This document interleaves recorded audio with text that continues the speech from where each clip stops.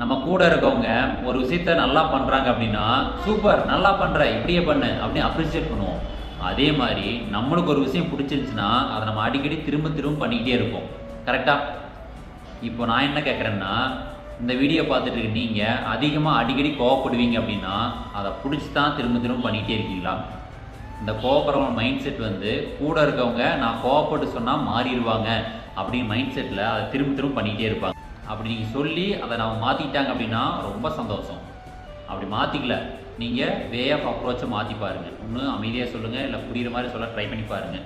அப்படியும் மாறலையா, கவலையை விடுங்க, நீங்கள் வாடு உங்கள் வேலையை பாருங்கள். உங்களை நல்லா வச்சுக்கங்க, உங்களை ஹாப்பியாக வச்சுக்கங்க, உங்களுக்கு பிடிச்சதை பண்ணுங்கள், நீங்கள் சந்தோஷமாக இருங்க.